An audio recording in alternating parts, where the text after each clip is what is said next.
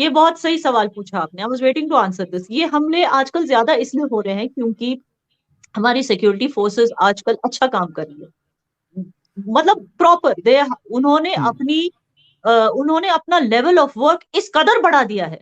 दे जी। Have made impossible for miscreants to bring arms and ammunition inside Kashmir. और अब nationalist जो अपने देश से प्यार करते हैं, तिरंगे से प्यार करते हैं, वो हर जगह फैले हुए हैं and they are openly talking in support of India in Kashmir. And I am very happy to know that. 24 घंटों से भी कम वक्त के अंदर आज इंडिया ने प्राले निजाम नामी जो नया मिसाइल है उसका तजर्बा किया है, और ये भी बैलिस्टिक मिसाइल है। एक तरफ अमेरिका से करीब हो रहा है और दूसरी तरफ रूस से भी अपने ताल्लुकात कायम रखे हुए हैं, और ये सिस्टम प्राले की खास बात यह है कि जब इसको आप लॉन्च करेंगे और लॉन्च करने के बाद ये अपनी डायरेक्शन यानी जो इसकी वो समत है वो तब्दील करने की मुकम्मल सलाहियत रखता है। जहां GF-17, F-16 पाकिस्तान के जो भी असलहा तैयार किया गया है या जो भी मिसाइल टेस्ट किए गए हैं उनके ऊपर ये कहा जा रहा है इन सबको तो जो ये एयर डिफेंस सिस्टम है ये खा जाएगा। मसला सारा ये है कि इसको लगा रहे हैं पंजाब के बॉर्डर पे। तो मिसाइल पाकिस्तान से चला है तो 40 किलोमीटर रेंज में अगर आ गया है तो अगर वो मिसाइल को हिट करेगा तो कोई न्यूक्लियर टारगेट है तो न्यूक्लियर टारगेट पाकिस्तान के अंदर ही गिरेगा। जय हिंद दोस्तों, a very warm welcome to Hindustan special channel. जैसा कि दोस्तों आपने क्लिप में देखा, भारत की बेटी याना मीर बता रहे हैं कि हम कश्मीरी अपने तिरंगे से बहुत प्यार करते हैं क्योंकि अब भारत ने पाकिस्तान से आने वाले आतंकियों पर शिकंजा पूरा कस दिया है। बस इसी वजह से ही उनकी अब चीखें निकल रही हैं। इसी बौखलाहट में पाकिस्तान से आने वाले आतंकी कुछ ना कुछ करने पर मजबूर हैं। दूसरी तरफ DRDO ने प्रलय मिसाइल का सफल परीक्षण कर पाकिस्तान और चीन को चेतावनी जारी कर दी है। इस मिसाइल की सबसे बड़ी विशेषता यह है कि यह मिसाइल बीच राह में ही अपने टारगेट को चेंज कर सकती है। इसकी सटीक मारक क्षमता और इसकी गति इसे बहुत ज्यादा ताकतवर बनाती है। प्रलय मिसाइल के सफल परीक्षण के बाद भारत की रक्षा प्रणाली पहले से ज्यादा मजबूत हो जाएगी और दुश्मन का भी इस मिसाइल से चिंतित होना स्वाभाविक है। तो चलिए दोस्तों आज की वीडियो की तरफ चलते हैं। Thank you so much. ये ना सबसे पहले तो जो बिल्डिंग्स के नाम तब्दील हो रहे हैं कि कुछ जो लोग इंडियन आर्मी में सर्व कर रहे थे और वो शहीद हुए, उनके नामों से मुख्तलिफ किस्म के स्कूल, कॉलेजेस और हॉस्पिटल्स के नाम जो है उनके नामों से रखे जा रहे हैं। क्या रीजन है इसके पीछे?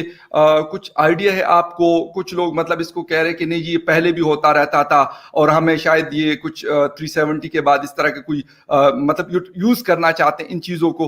क्या नजर आ रहा है आपको कि मतलब मुझे तो ये स्टेप बड़ा अच्छा लगा कि हाँ जो लोग सर्व कर रहे थे और अपने सरजमीन के लिए उन्होंने कुर्बानी दी, उनके नाम से इस तरह की रोड्स और बिल्डिंग्स और ये सारी चीजें होनी चाहिए।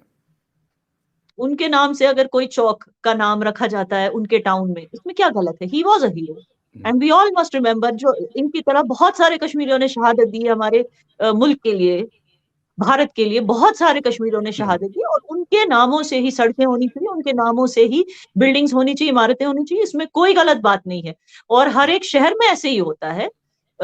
The philanthropist who work towards peace, उनके नामों से ही स्कूलें बनती हैं, कोई भी शहर हो इंडिया का। तो उसी तरह कश्मीर में भी it is high time we need to remember what our heroes did for us.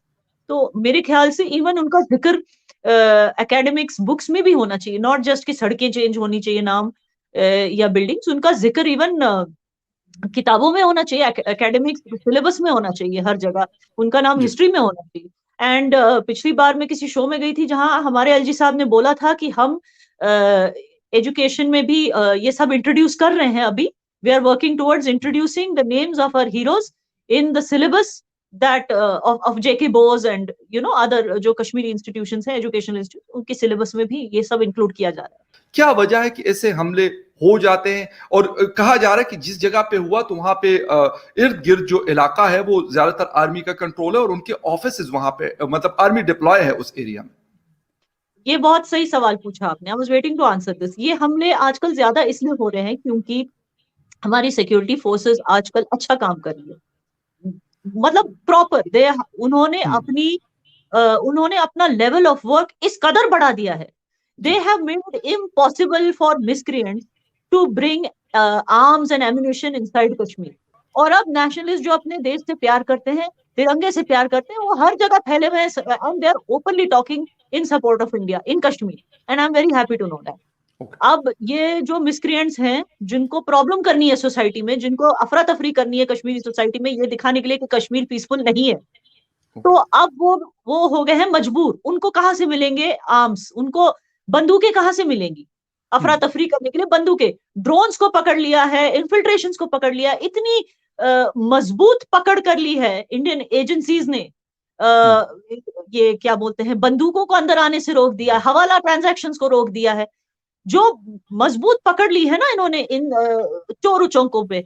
तो क्या हो गया है कि ये जो हो गए, ये मजबूर हो गए, इनको अब कहीं ना कहीं से बंदूकें चाहिए, वरना ये अफरा तफरी कैसे जिंदा रखेंगे?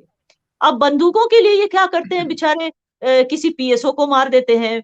पीएसओ मतलब जो प्राइवेट सिक्योरिटी ऑफिसर, लाइक अ बॉडीगार्ड जो होता है किसी भी, उसको भी मार देते हैं ताकि उसकी बंदूक खींच के ले जाएं। पहले तो उनकी thinking two pronged approach, police वालों को मारने से ये होगा कि Kashmiri youth will stop joining, इनको लगता है will stop joining police force, तो इससे लॉ एंड ऑर्डर कोलैप्स हो जाएगा कश्मीर में। लेकिन इनका ये मकसद पूरा नहीं हुआ। अभी भी सैकड़ों कश्मीरी बच्चे they sign up for IPS, they give the exam, they go training and they join police force. सबसे पहले इन्होंने किया ये, चंद रोज पहले इन्होंने उड़ीसा के अंदर जो अबुल कलाम आजाद आइलैंड है, वहां पे इन्होंने एक मिसाइल का इन्होंने तजर्बा किया, अग्नि 3 के नाम से था, और वो एक बैलिस्टिक मिसाइल था। उसके चंद दिनों या चंद घंटों के बाद फिर पाकिस्तान ने भी उसका जवाब देना था, और पाकिस्तान ने शॉर्ट रेंज जो है अपना क्रूज मिसाइल जो बाबर है उसको मैदान में उतारा, और ये बाबर का जो पिछले मॉडल्स थे उससे बेहतर एक वेरिएंट पाकिस्तान उसका नया मॉडल मैदान में लेके आया। चलिए, ये तो जवाब था और इसका आगाज पाकिस्तान ने नहीं किया था, लेकिन अब ये कल पाकिस्तान ने बाबर क्रूज मिसाइल का तजर्बा किया, और 24 घंटों से भी कम वक्त के अंदर नरेंद्र मोदी के हुक्म के ऊपर और नरेंद्र मोदी की तैयारी के ऊपर और उसके कहने के ऊपर आज इंडिया ने पराले नामी जो नया मिसाइल है उसका तजर्बा किया है, और ये भी बैलिस्टिक मिसाइल है। अब ये जो नया मिसाइल है, ये जो आज पराले को लेके आए हैं, पराले की खास बात यह है